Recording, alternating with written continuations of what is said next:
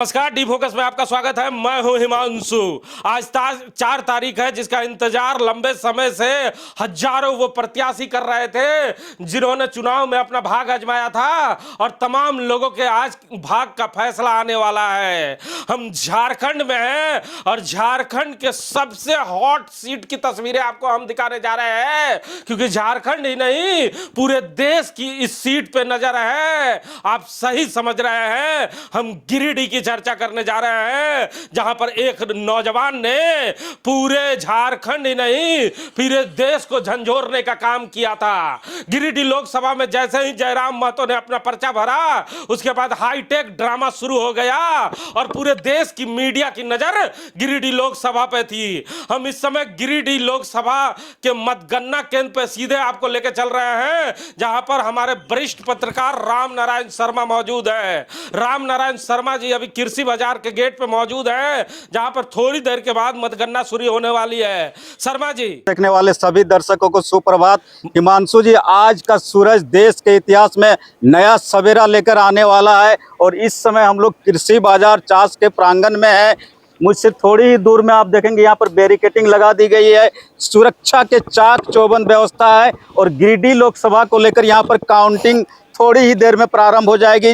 जिले के आला अधिकारी मतदान केंद्र में पहुंच गए हैं और मैं आपको बता दूं कि गिरिडीह को इसलिए हॉट सीट माना जा रहा है कि बड़े बड़े दिग्गजों के बीच एक नौजवान ने यहां से हुंकार भरी है और 16 प्रत्याशी गिरिडीह लोकसभा के चुनाव में अपने किस्मत को आजमा रहे हैं। और आज ईवीएम अब थोड़ी देर में खुलेगा और ईवीएम बोलेगा कि गिरिडीह की जनता का मिजाज क्या है, साथ ही साथ पूरा देश बोलेगा कि देश की जनता का मिजाज क्या है। हिमांशु जी, शर्मा जी, आपने पूरे गिरिडीह लोकसभा का भ्रमण भी किया था और देखा भी था। जी, दो राजकीय पार्टियां जहां अपने मजबूत उम्मीदवारों के साथ खड़ी थी, क्या आपको लगता है कि वहां पर यह नौजवान उन मजबूत पार्टियों को चुनौती दे पाएगा? जी बिल्कुल, मैं आपको बता दूं हिमांशु जी कि गिरिडीह लोकसभा में 16 प्रत्याशी है, जिसमें से सीपी चौधरी जो वर्तमान में सांसद है, उसके अलावा झारखंड मुक्ति मोर्चा एनडीए अलायंस से मथुरा प्रसाद महतो और झारखंडी भाषा खतियान संघर्ष समिति से टाइगर जयराम महतो, डॉक्टर उषा सिंह, ज्ञानेश्वर प्रसाद समेत 16 प्रत्याशी चुनावी मैदान में है। और ऐसे में इन सभी प्रत्याशियों के किस्मत का फैसला अब थोड़ी देर में प्रारंभ हो जाएगा कि लोगों ने किन पर कितना भरोसा जताया है, किन के वादों पर लोगों को एतवार हुआ है। और इसी को लेकर चूंकि आला अधिकारी अंदर प्रवेश कर गए हैं और थोड़ी देर में गिरिडीह के जो मतगणना स्थल में है वहां पर मतगणना प्रारंभ हो जाएगी। लेकिन मेरे पीछे ठीक देखिए कि सुरक्षा के चाक चौबंद यहाँ पर व्यवस्था किए गए हैं और 3 लेयर की सुरक्षा व्यवस्था है। और मैं आपको बता दूं कि जो मतगणना स्थल है वहां पर किसी भी प्रकार के धूम्रपान से जुड़ी हुई चीजें अंदर ले जाने की सख्त मनाही है। यहां तक कि मोबाइल भी अंदर ले जाना वर्जित कर दिया गया है। यानी सुरक्षा के पूरी तरह चाक चौबंद व्यवस्था के बीच गिरिडीह लोकसभा के मतगणना थोड़ी देर में प्रारंभ होने जा रही है। हिमांशु जी, तो जिला प्रशासन की जितनी तारीफ की जाए उतनी कम है, क्योंकि सुरक्षा के पुख्ता इंतजाम किए गए हैं। राम नारायण शर्मा अभी वहां मौजूद हैं, जो पल पल के खबरों से आपको रूबरू कराएंगे।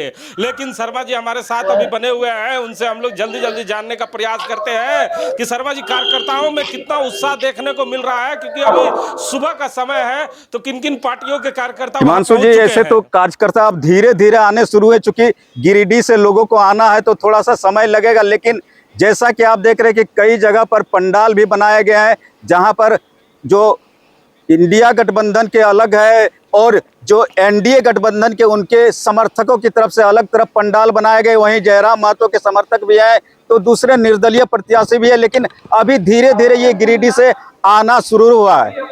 जी, मतलब शर्मा जी यहाँ रोकना चाहूंगा कि आपके अगल बगल में क्या कोई पार्टी के नेता मौजूद हैं? नहीं हिमांशु जी, सभी चूंकि यहाँ पर इतनी कड़ी सुरक्षा व्यवस्था है कि किसी को सामने आने नहीं दिया जा रहा है। जी जी, चलिए, ये शुरुआती रुझान है। जैसा कि हम लोगों ने वादा किया था कि डी फोकस आपको पल पल की खबरों से रूबरू कराएगा।